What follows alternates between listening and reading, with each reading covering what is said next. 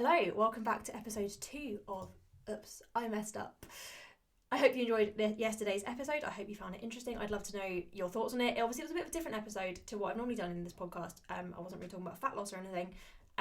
But today I'm going to be talking a little bit more. We're going to get some more weight lossy life lessons, so hang in there.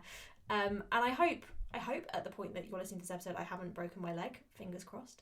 If you're following me on social media, you'll be seeing that I'm skiing, and there's a risk potentially, but we're good. We're all good. Anyway, on to today's episode. Now, a mistake that I made in my coaching when I first started out, because as we know, all these mistakes are sort of coaching based, was when I first started coaching, I got into coaching because I was coached. Like, the way that I discovered coaching was a thing, but it was because I had coaches. And when I first started coaching, I did my PT qualifications, and I sort of set up my little business. Like, I wasn't marketing on Instagram or anything. I was just like coaching friends. And what I did was I coached the way that I was coached.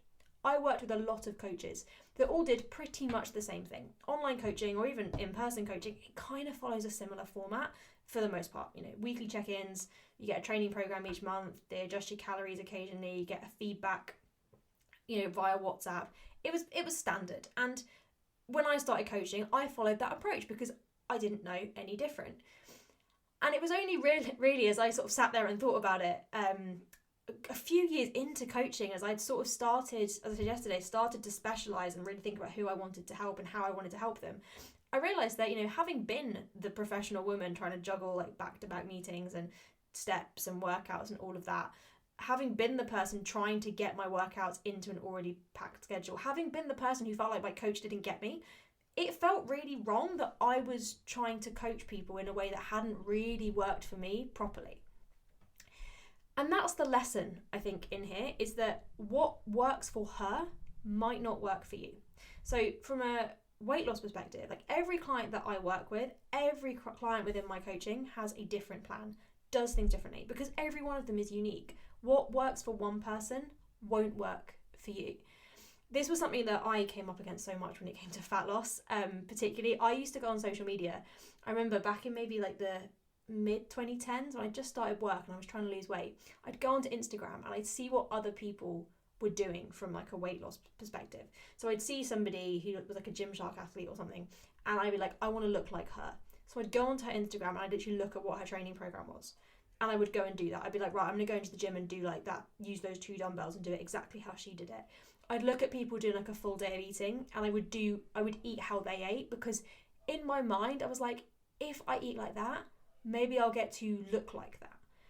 And I know it's obvious, but that's not how it works. Like, what works for her might not work for you.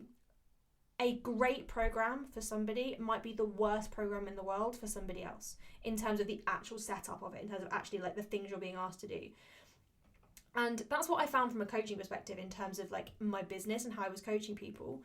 I soon realised that in order to help professional women, the kind of old standard of coaching wasn't enough. Like it just didn't work. Like it wasn't getting the results that it should have been getting.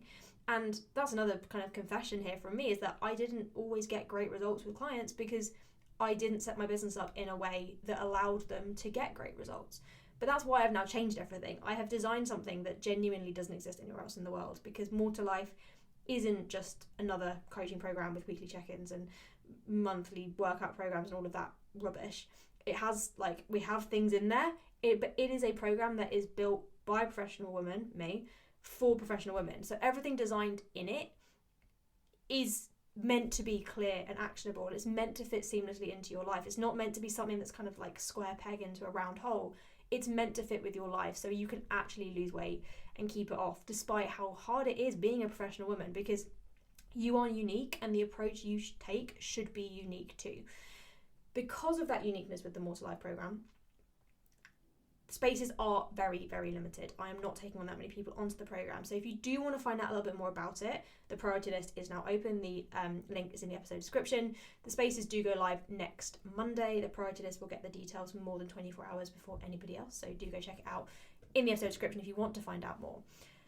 But just bringing it back to the sort of life lesson of this, it's really important that you recognize that you are unique, and the things that you'll need to do to lose weight, but also just to succeed in life, are unique too. The things that you need to do in order to run further will look different to what other people need to do. The things you need to do in order to progress in your career will look different to what other people need to do, because you are unique. And it is really easy in this day and age, with the amount of social media and the amount of just like comparison that goes on in the world, to compare yourself to somebody else and let that get you down. But just recognize that you are unique, and what you need to do in order to achieve your goals will be unique too.